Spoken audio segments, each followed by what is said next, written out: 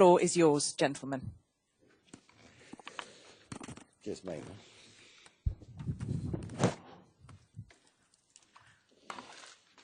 Caro Presidente. President Lamberts, Vice President of the Commission, members of the Mayors' Covenant, presidents of regions, mayors, authorities, parliamentarians, good morning to you all, and a very warm welcome to you here in the European Parliament. It is a great pleasure for me to welcome you here. And I'm delighted that the European Parliament has had the opportunity of hosting this meeting, the Mayors' Covenant. That is a body that represents more than 9,200 local authorities or local and regional authorities throughout Europe.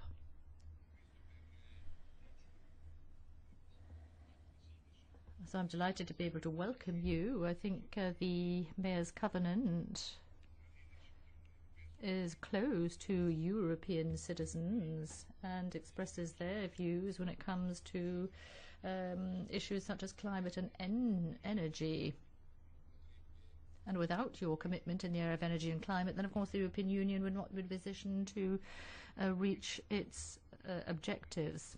It's also an opportunity for the European Parliament to enter into a dialogue with local administrations, with regions, with local authorities on what is one of the most important challenges facing us today. That's to say, energy policy and climate change policy.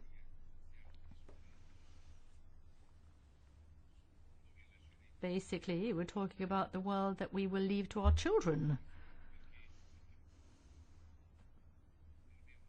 And further, I think this meeting is important because I think we're honored by the fact that you have chosen the seat of the European Parliament as a venue in order to exchange views, put forward proposals, and also commemorate the 10th anniversary of the founding of the Mayors' Covenant.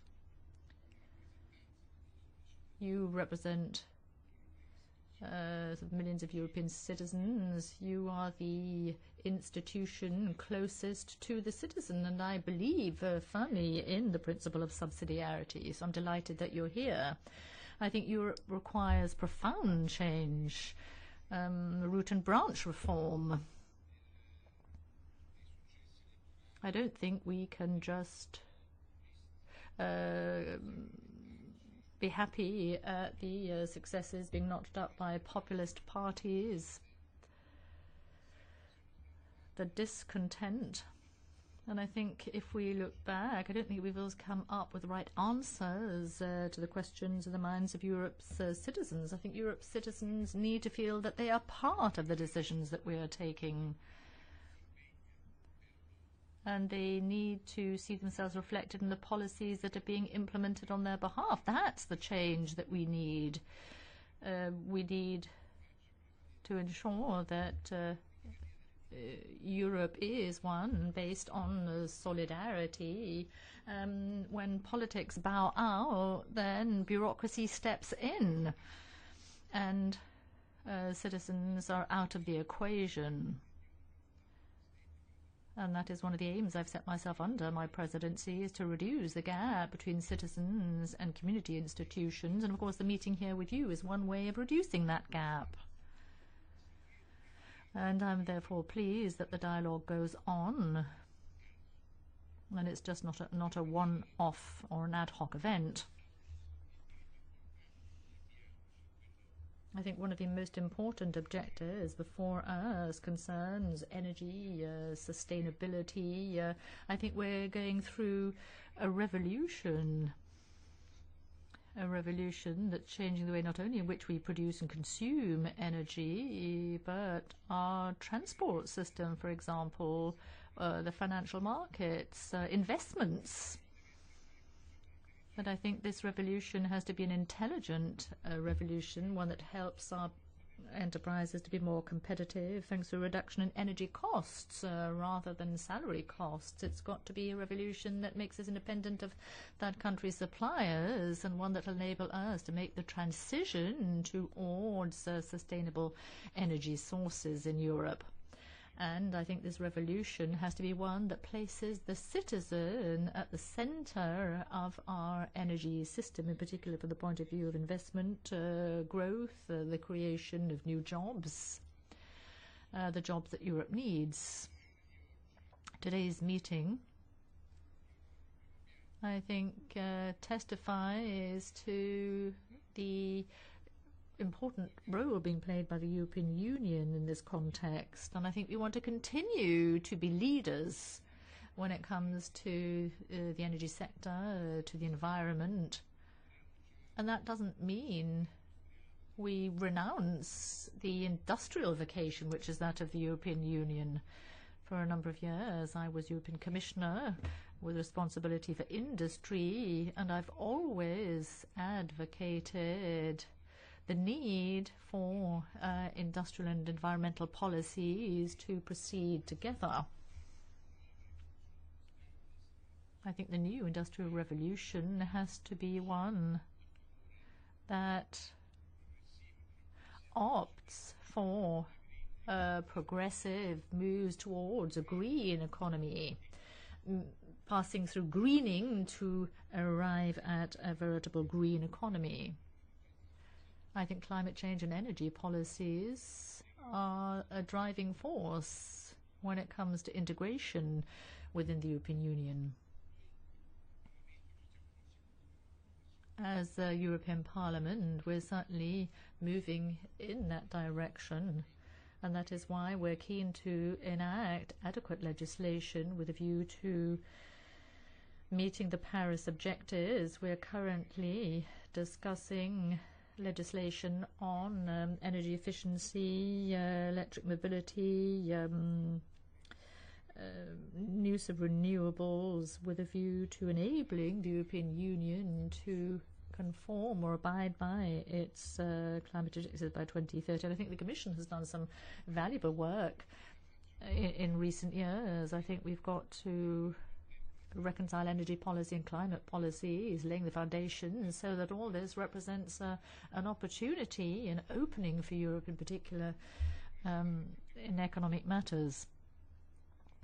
I'd like to quote in particular the work being done by Commissioner Cañete and Carlos Moedas in particular when it comes to policies being put in place so that the European Union can start reaping the fruit of so many of these policies that are currently being implemented.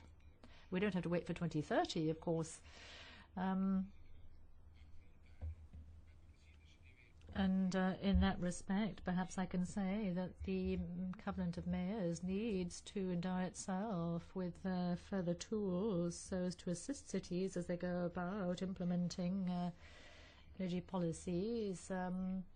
70% of the energy consumed in Europe is being consumed in our cities, and the overwhelming majority of citizens live in our cities. So I think we've got to make the necessary investments so we prepare our cities for the future. I think the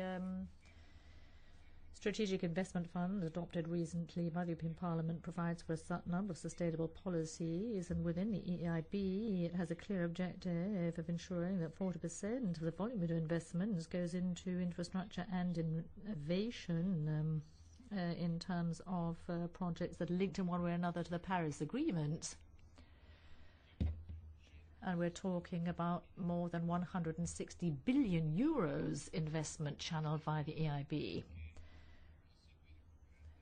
I would invite you also to follow closely the debate on the future budget of the European Union.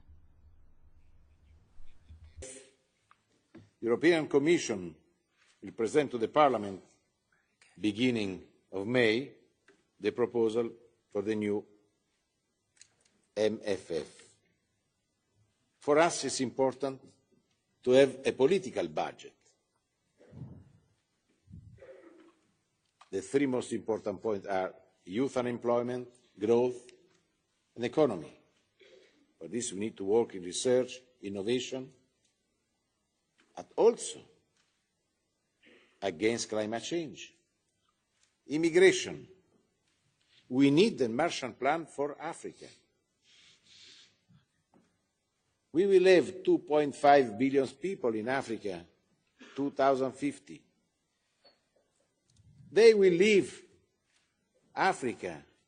The problem today is 100 people. Tomorrow we will have millions and millions of people leaving Africa. And one of the most important problems in Africa is the climate change. For this we need to work hard in Europe, but also to invest more against the climate change in Africa.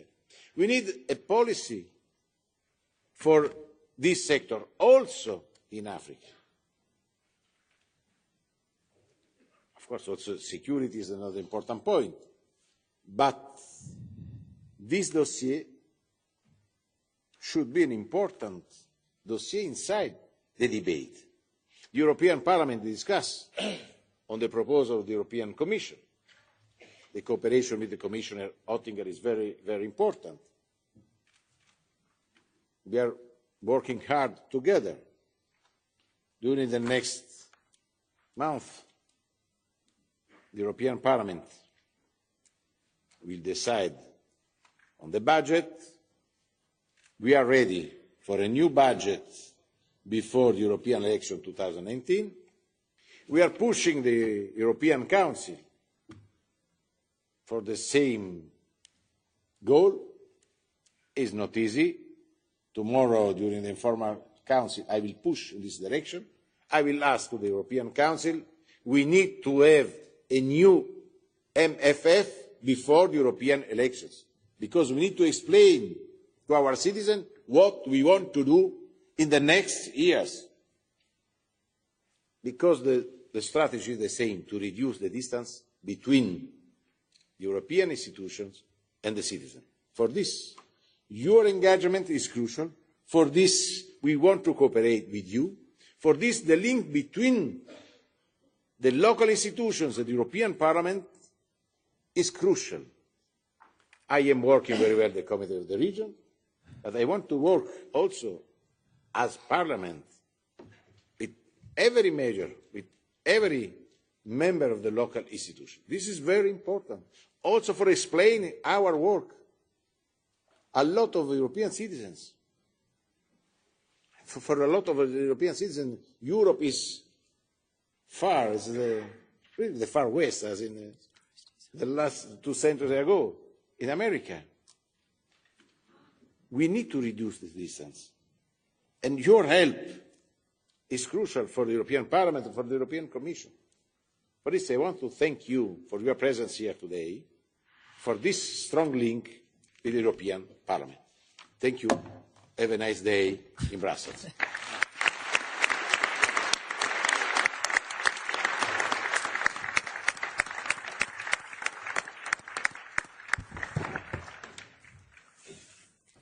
Thank you very much. A last warm round of applause again, please, for the President of the Committee of the Regions, who will give a final presentation before we close. Thank you.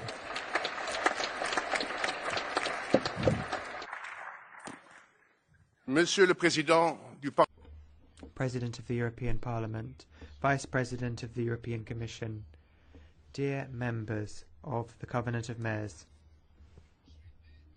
First of all, happy birthday. I don't know if you remember when you were 10. That was probably a while back for many of you when you turned 10. But it was 10 years ago that we set up the Covenant of Mayors. Today, I can think that it exceeded our expectations. It's currently supported by more than 9,200 authorities from 57 countries. This European success is down to each and every one of you. The Paris Agreement shows the international community's desire to not leave a damaged planet to future generations. The US decision to withdraw from the Paris Agreement has led to serious concerns. During the Bonn Climate Conference, I met with the Governor of California, who reminded me that